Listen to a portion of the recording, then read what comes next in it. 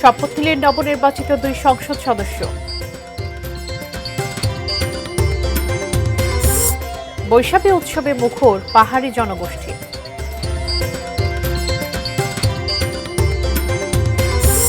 বর্ষবিদায় আর নতুন বছরকে বরণ করে নিতে দেশ জুড়ে প্রস্তুতি।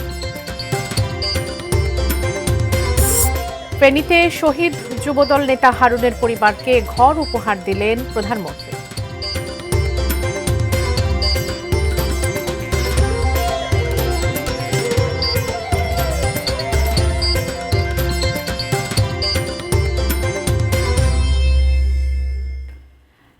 স্বাগত আবারও দেখছেন দেশের খবর। আপনাদের সঙ্গে আছি আমি বাবলি ইয়াসমিন। এতক্ষণ নাসির সিনট্যাক্স গ্রুপের সৌজন্যে শিরোনামগুলো শুনছিলেন।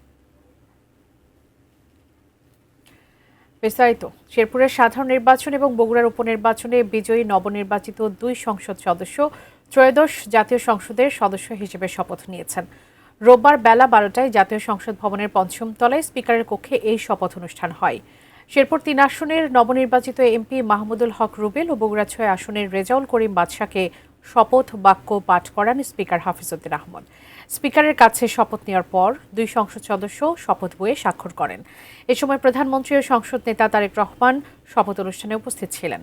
গত 9 এপ্রিল বগুড়া 6 আসনে উপনির্বাচন এবং শেরপুর 3 আসনে সাধারণ নির্বাচন হয়। 2 আসনেই ক্ষমতাসীন বিএনপির প্রার্থীরা বিজয়ী হন।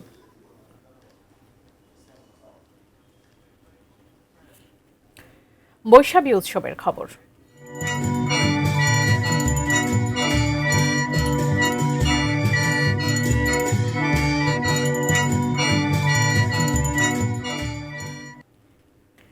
নদীতে ফুল ভাসিয়ে ফুলবিজু পালনের মধ্য দিয়ে পাহাড়ের সূচনা হলো বৈশাখী উৎসবের। ভোরের প্রথম আলো ফুটতেই গঙ্গা দেবীর উদ্দেশ্যে ফুল নিবেদন করেন চাকমা ও তঞ্জঙ্গা তরুণ তরুণীরা। ফুলবিজুর মধ্য দিয়েই 3 পার্বত্য জেলায় শুরু হলো বর্ষবিদায় ও বর্ষবরণের উৎসব। ভোরের আলো ফুটছে, বান্দরবানের সাঙ্গু নদীর স্বচ্ছ জলে ফুল ভাসান চাকমা ও তঞ্চঙ্গা সম্প্রদায়ের তরুণ তরুণীরা। ফুলবিজুর মধ্য দিয়ে সূচনা হলো পাহাড়ের সবচেয়ে বড় সামাজিক ও ধর্মীয় উৎসব বৈশাখীর মূল আনুষ্ঠানিকতা। ফুলবিজুর পাশাপাশি রয়েছে বয়স্ক পূজা, পিঠা তৈরি, ঐতিহ্যবাহী ঘিলা খেলা ও সাংস্কৃতিক অনুষ্ঠান। সবাইকে ফুলবিজুর শুভেচ্ছা। এই দিনে আমরা ফুল দিয়ে মা গঙ্গাকে নতুন বছর হিসেবে বরণ করে থাকি। আর আমরা সবাই পরিবার নিয়ে এবং এলাকাবাসী আত্মীয় স্বজন নিয়ে বন্ধু বান্ধব নিয়ে আমরা সাঙ্গু নদীতে আসছি ফুল বাসানোর জন্য। মূলত আমরা মা গঙ্গার উদ্দেশ্যে ফুল গছিয়ে দেওয়ার জন্য এসেছি। পুরনো বছরের যত গ্লানি, দুঃখ, রোগ ব্যাধি আছে যাতে সবকিছু ধুয়ে মুছে যাক। বিজু উৎসব শুরু হয়েছে রাঙামাটিতে। চাকমা ও তঞ্চঙ্গা মেয়েরা ঐতিহ্যবাহী পোশাকে সেজে বাগান থেকে ফুল তুলে নিবেদন করে জলে। তাদের প্রার্থনা, আসছে যেদিন তা যেন সুখ ও সুন্দর হয়। নতুন বছর, এই বছরটা যেন ভালোভাবে কাটে, তাদের যেন সুখ সমৃদ্ধিতে ভরে ওঠে, এটাই মূলত প্রার্থনা করা হয়। সবকিছু দেখে, সবাইকে দেখে এত সুন্দর সুন্দর করে সবাই এত সেজে গুজে আসছে। আর ফুল ভাসানোর মধ্যে আমরা প্রার্থনা করি যাতে আমাদের জীবনে সুখ শান্তি আসে, সবাই ভালো থাকে। খাগড়াছড়ি চেঙ্গি ও মাইনী নদীতে ফুল ভাসান বিভিন্ন বয়সী মানুষ। ফুলে ফুলে রঙিন হয়ে ওঠে নদীর জল। আমরা আজকে ফুল ভাসাইছি, ফুল মা গঙ্গাকে ফুল দিয়ে আমরা আমাদের যে দুঃখ ক্লানি ছিল সেগুলো মুছে যাক। আমি আজকে সবার জন্য তৈরি করার জন্য আমি ফুল বাসাতে আসছি। সবাইকে ফুলবিজুর শুভেচ্ছা। 16 এপ্রিল পর্যন্ত বর্ষবরণের নানা আয়োজন। পাহাড়ের পাড়া গ্রামগুলো হয়ে উঠেছে রঙিন। বৈশাখী উৎসবে আগমন ঘটেছে প্রচুর পর্যটকের। প্রথমবারের মতো নারায়ণগঞ্জে বসবাসরত পাহাড়ি জনগোষ্ঠী বর্ণাঢ্য আয়োজনে উদযাপন করলো বিজু। ভোরে আনন্দ শোভাযাত্রা ও শীতলক্ষা নদীতে ফুল ভাসান তারা। এবার চাকমা, মারমা, ত্রিপুরা সহ বিভিন্ন জাতিগোষ্ঠীর মানুষের অংশগ্রহণে প্রাণবন্ত হয়ে ওঠে নগরের বিজু উৎসব। Shakila Aziz, desk report, ATN news. পহেলা বৈশাখের প্রস্তুতি। আসছে বৈশাখ, বাঙালির প্রাণের উৎসব। বর্ষবিদায় আর নতুন বছরকে বরণ করতে প্রস্তুতি দেশ জুড়ে। দেশের নানা প্রান্তে তৈরি হচ্ছে বিভিন্ন প্রতীকী মোটিভ। আবহমান বাংলার সংস্কৃতি, লোকজ ঐতিহ্য এবং ধর্ম, বর্ণ, জাতিসত্তা নির্বিশেষে ঐক্য ও সম্প্রীতির বার্তা জানাবে জাতি। শোভাযাত্রা, অসাম্প্রদায়িক চেতনা, সংস্কৃতি এবং অপশক্তির বিরুদ্ধে এই এক অবিনাশী যাত্রা। ডেস্ক রিপোর্টে সেই প্রস্তুতির সংবাদ।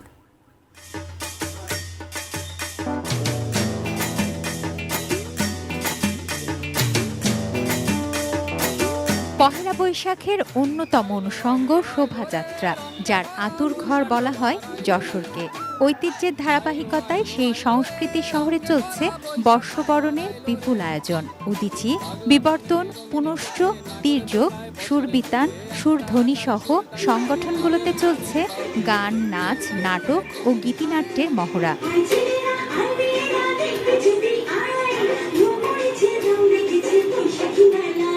1985 সালে চারুপীঠ সংগঠনের মাহবুব জামাল শামীম ও হিরময় চন্দ্রের উদ্যোগে দেশে প্রথম নববর্ষের শোভাযাত্রা বের হয় যশোরে। ঐতিহ্যবাহী সেই চারুপীঠের কর্মীরা করছেন শোভাযাত্রার মোটিভ। তাদের হাতে জীবন্ত হয়ে উঠছে লাল মোড়ক, শিয়াল, ফুল প্যাঁচা। এবার নিত্য নতুনের অমৃতধারা প্রতিপাদ্য নিয়ে কাজ করছে সংগঠনটি।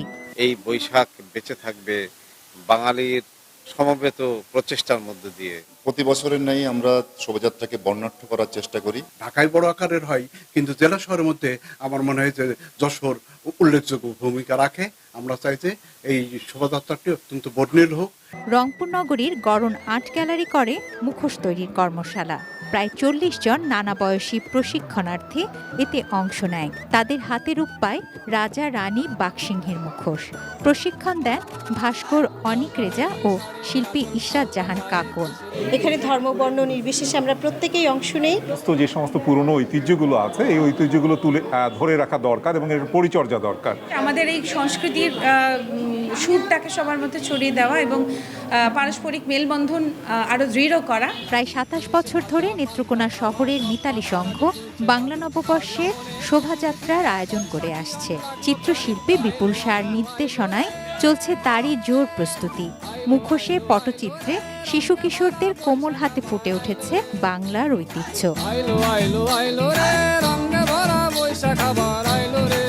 তুনাসিনা তুনু, ডেস্ক রিপোর্ট, ETN নিউজ।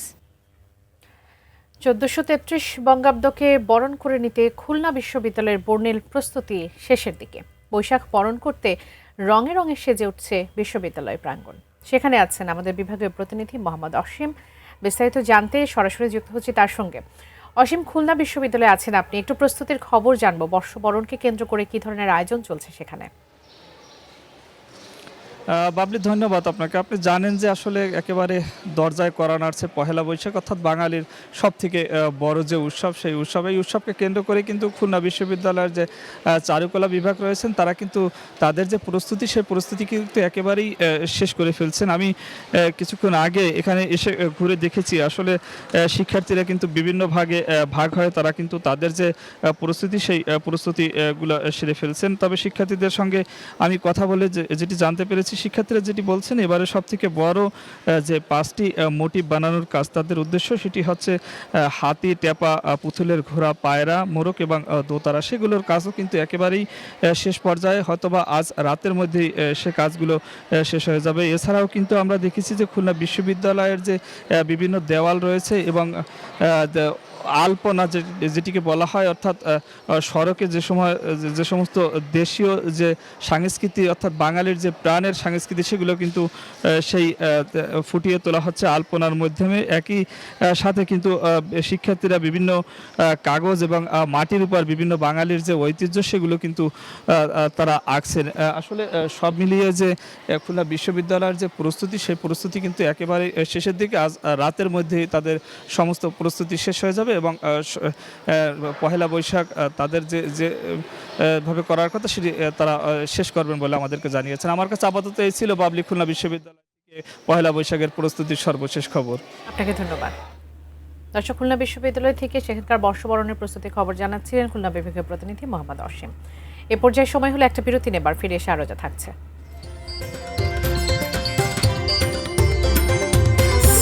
খুলনার খালিশপুরে তাঁতিদল নেতাকে কুপিয়ে হত্যা। কাজ চলছে দেশের সর্বোচ্চ পর্বতশৃঙ্গের নাম নির্ধারণে।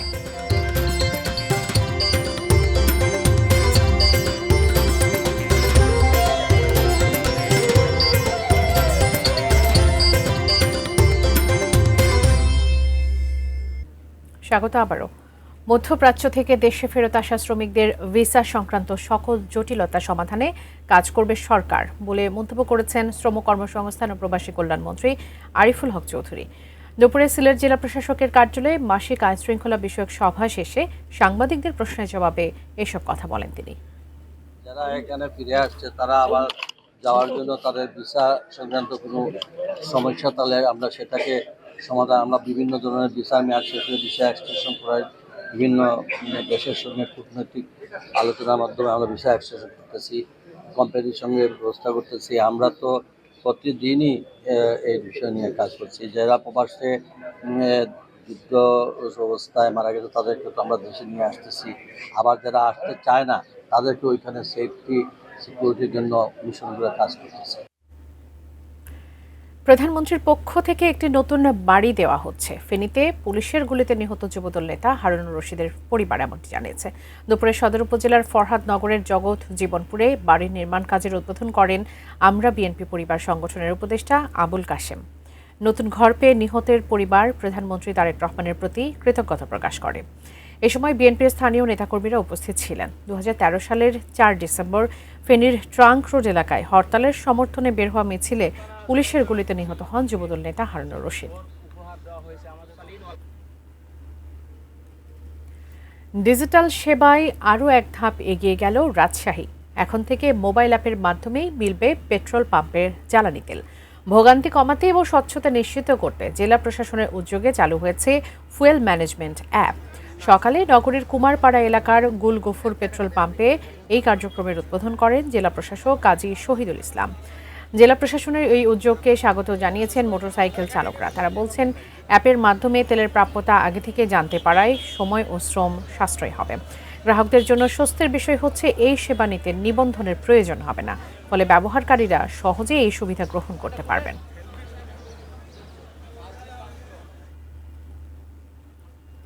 খুলনার খালিশপুরে তাঁতিদল নেতাকে কুপিয়ে হত্যা করেছে দুর্বৃত্তরা। শনিবার রাত 12টার দিকে নগরীর নয়াবাটি এলাকায় সোনামিয়া নামের ওই নেতাকে হত্যা করা হয়। জাতীয়তাবাদী তাঁতিদলের খালিশপুর থানা 10 নম্বর ওয়ার্ডের আহ্বায়ক ছিলেন তিনি। স্থানীয়রা জানান, নিজের চায়ের দোকানে ছিলেন তিনি। এ সময় মোটরসাইকেলে করে এসে দোকানের ভেতরে ঢুকে পড়েন 3 দুর্বৃত্ত। এ সময় ধারালো অস্ত্র দিয়ে এলোপাথারি কুপিয়ে তাকে আহত করে দুর্বৃত্তরা। সেখান থেকে দৌড়ে পাশের একটি বাসায় আশ্রয় নেন তিনি। হামলাকারীরা তার পিছু ধাওয়া করে সেখানে গিয়ে আবারও হামলা চালায়। পরে স্থানীয়রা তাকে উদ্ধার করে প্রথমে খালিশপুর ক্লিনিকে নিয়ে যায়। পরিস্থিতির অবনতি হলে তাকে নেওয়া হয় খুলনা মেডিকেল কলেজ হাসপাতালে।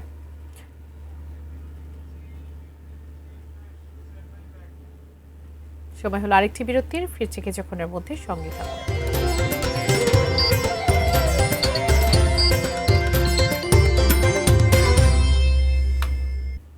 আবারও স্বাগত দেশের খবরে।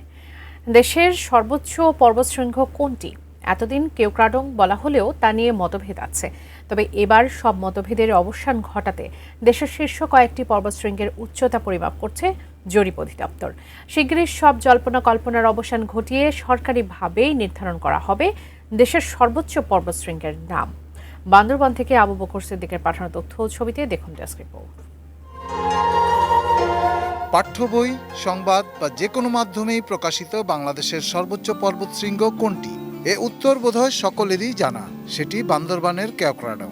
তবে এ তথ্য রাষ্ট্রীয় কোনো দপ্তরের জরিপ বা পরিমাপ থেকে আসেনি। তাই সর্বোচ্চ পর্বতশৃঙ্গের তকমা নিয়ে অনেকের মাঝেই রয়েছে বিতর্ক। আবার কেওক্রাডং এর উচ্চতা কত? 986 মিটার বা 3235 ফুট? এ নিয়েও আছে মতভেদ।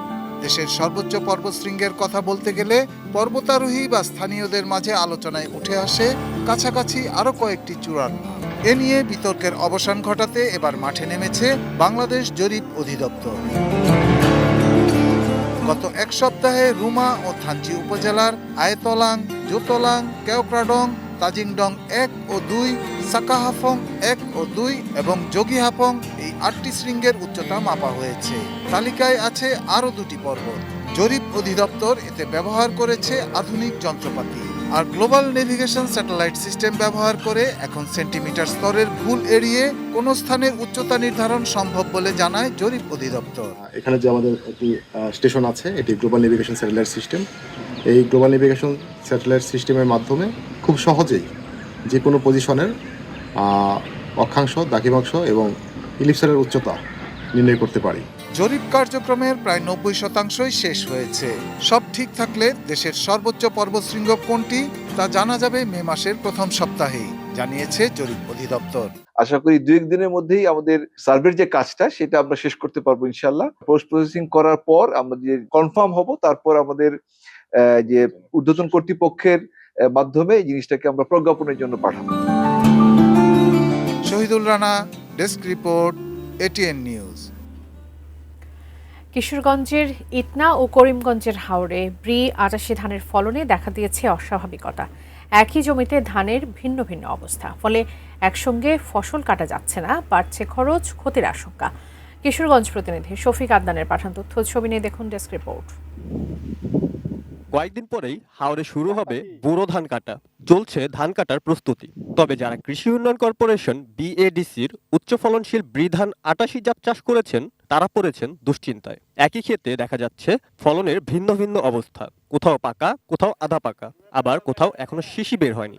3-4 জাতের ধান একসাথে। বিএডিসির দেয়া ব্রি ধান ৮৮ বীজে বিভিন্ন জাতের মিশ্রণ থাকায় এমনটি হচ্ছে বলে অভিযোগ কৃষকদের। কৃষি ও বীজ অফিসে যোগাযোগ করেও কোনো কার্যকর সমাধান পাচ্ছেন না তারা। অনেকে আমার কাটলে অত 10 মাস লাগবো, 10 মাস হয়তো কাটি ধানও কত আমার 13 কানিকে তো 400 মন ধান, এটা আমি 50 মন ধান আমার ঘরে যেত না। সারার সময় বোঝা গেল না, বুঝতাম তাহলে আজকে আমরা সেই সময় আমরা বাদ দিতাম। এমন অস্বাভাবিক ফলনের বিষয়টির খোঁজখবর নিয়ে সংশ্লিষ্টদের অবহিত করা হয়েছে বলে জানিয়েছেন কৃষি বিভাগের এই কর্মকর্তা। কি জন্য এরকম মিশ্রণ হলো অথবা অন্য কোনো ফিজিওলজিক্যাল কারণে এরকম হলো কিনা, বিষয়টি সার্বিক পর্যালোচনার পর চূড়ান্ত একটা সিদ্ধান্তে আমরা পৌঁছতে পারবো আশা করি। অন্যদিকে অভিযোগ পাওয়ার পর বীজের উৎস ও সমস্যার কারণ তদন্ত করে দেখা হচ্ছে বলে জানিয়েছে বিএডিসি। অল্প সংখ্যক জমিতে পেয়েছি যে মিশ্রণ আছে, অন্যান্যগুলা ঠিক ছিল। এই বিষয়টা কৃষকের সমাধান করা যায়, আমরা সবাই মিলে চেষ্টা করছি। Roni Hossain, desk report, ATN news. দেশের খবর শেষ করার আগে নাসির সিনট্যাক্স গ্রুপের সৌজন্যে শিরোনামগুলো জানিয়ে দিব আরও একবার। শপথ নিলেন নবনির্বাচিত 2 সংসদ সদস্য।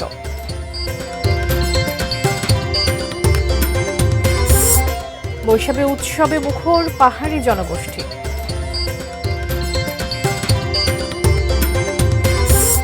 বর্ষবিদায় আর নতুন বছরকে বরণ করে নিতে দেশ জুড়ে প্রস্তুতি।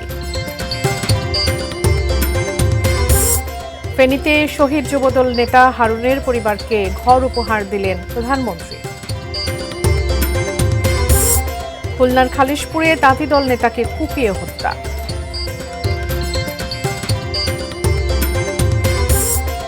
কাজ চলছে দেশের সর্বোচ্চ পর্বতশৃঙ্গের নাম নির্ধারণে।